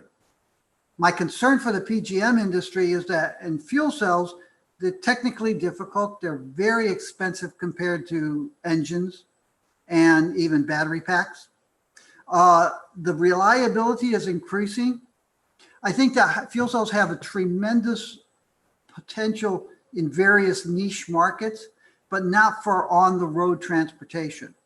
And I think that the PGM industry and the South African government should be cognizant of that, and they should be focusing their activities with fuel cells toward that. They also have to be cognizant of the fact that the fuel cell industry, stack manufacturers, and the auto companies that are their clients have reduced the platinum probably 99% from where it was when I started following this stuff. And they have a mandate to get rid of all of the platinum. So I'm not sure that fuel cells save platinum or the PGM industry. I think the PGM industry should be paying attention to other potential uses across industries, not just motive power and vehicles, but also electronics, solar panels, wind power, other new energy technologies that may come along that would require PGMs. We've seen LED lighting really drive the iridium market from a more moribund byproduct that no one really cared to a metal that now is well over $1,000 per ounce, and there's not enough of it. So I think there are other technologies that should be pushed. In 1993, CPM Group had suggested that a technology research park could be created in the Bushveld. That was premature in 1993, but I think it could happen now, and I think it could be important. I think one of the things that really should be done in South Africa is that your outreach, trying to get together and collaborate with companies, really needs to reach out to the OEM manufacturers, the LOHC research companies, and other companies around the world, and encourage them to perhaps invest in and participate in a research park in the Bushveld that not only focuses on potential new uses for PGMs, but also chrome, manganese, and other metals that are important to South Africa, because I think that's all there. So I think you have to really look at all technologies, because I'm not sure that motive power, especially for on the road, is going to be there. You know, there's always been this great optimism. When I started in the business, 1978, 1979, the South African producers were saying that by 1988, we'd be using 320,000 ounces of platinum per year in fuel cells. And they've continued to say it's 300, 400, 500, 600,000 ounces a year up until the present time. And in reality, over that 40 some odd year period of time, we have seen fuel cells use about 20 to 30 or 40,000 ounces a year. So I think that the fuel cell industry is not necessarily the great savior of the PGM industry. And the PGM industry and the South African government should be encouraging the PGM industry to look across technologies and across industries for new uses. One last comment, which is related to the potential of a South African future exchange. Look at what happened in Shanghai and Tokyo. Tokyo started a platinum exchange and a palladium contract in the early 1980s. I actually was part of a team in New York. I was a little bit surprised because New York was extremely helpful in creating the TOCOM platinum and palladium contracts. And I didn't understand that because I thought that these things would cannibalize the New York market. They did for a while, and now they don't. And in Shanghai, we now have a platinum contract, and we have a platinum and palladium physical market. And these are very small markets. Our clients in Shanghai and Tokyo primarily trade on the New York Mercantile Exchange, platinum and palladium. And that's where most of the liquidity and volume and open interest remains. So I'm not sure that a PGM futures exchange in Johannesburg would bring a lot of volume and a lot of business. I think what it would do is perhaps dissipate the liquidity on a global basis and make the market perhaps a little bit more volatile. And I don't think it would drive up the prices. I think that I participated in research that led to a book called The Cooperative Edge in the early 1980s. And that's always been, despite the fact that I'm American, I'm actually really big on international cooperation. That's the way to go. You know, you want to push platinum investment, don't try to create a platinum coin that in South Africa that's going to use 10, 12,000 ounces a year. Go off to the companies, the mints, the national mints in Australia, Austria, Canada, and the United States that are producing platinum coins and say, what can we do to help you stimulate demand for platinum investment products. You want to work with a platinum exchange, work with NYMEX. Say, what can we do there? And what can we do to train South Africans to more effectively participate on the NYMEX? Because I think that that's probably a more useful way. We were actually involved with a thing that was going to be the African Bourse in South Africa probably a decade ago. And unfortunately, it didn't go, it didn't launch, it went away. I like exchanges. We use exchange products for our clients all the time, but I don't necessarily think having an exchange in Joburg would actually benefit things. But having the JSE work in cooperation with the NYMEX and maybe having a trading room in the JSE where people can trade PGMs. And when I say trading room these days, you mean electronic platform. I think that might be a lot better and more useful to the PGM market and industry in South Africa. That's what I have.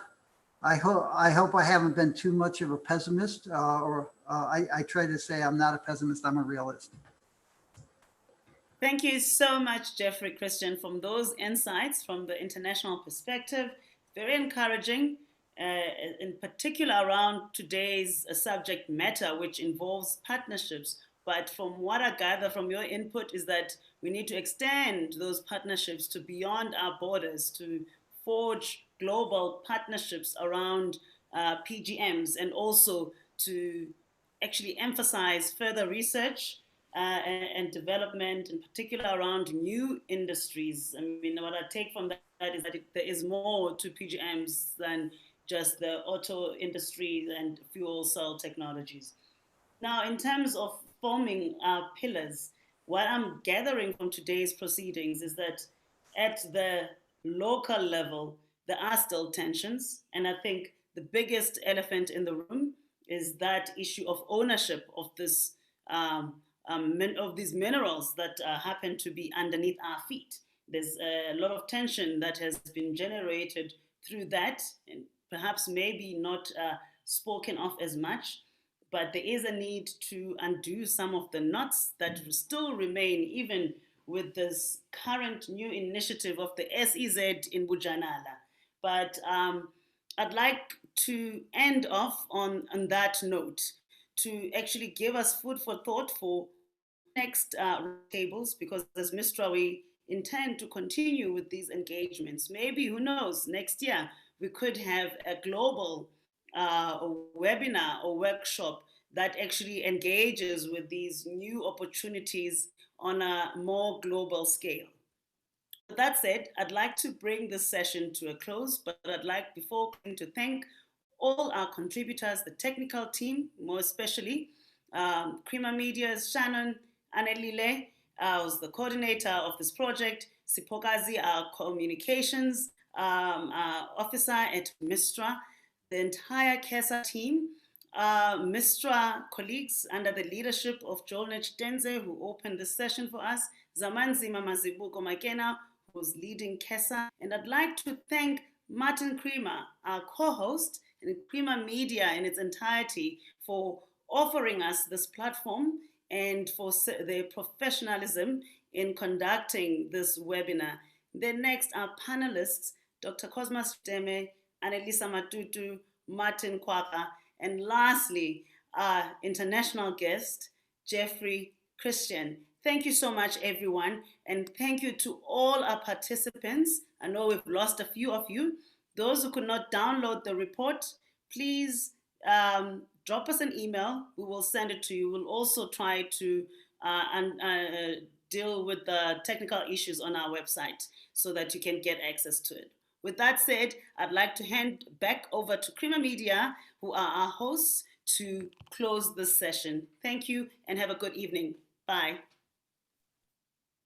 Thank you so very much, Xolelwa. I would like to take this opportunity to thank each of our very esteemed panelists for joining us today. And of course, thank you to our attendees for taking the time to join this webinar. If you would like more information about MISTRA, please visit their website at mistra.org.za. I know they are having a few technical difficulties now, but they will be up and running soon. The recording of today's webinar will be sent to you in due course, as well as a digital copy of the report. And if you have any additional questions, please do be in touch. You can reach me at shannon@creamermedia.co.za. Thank you for joining us.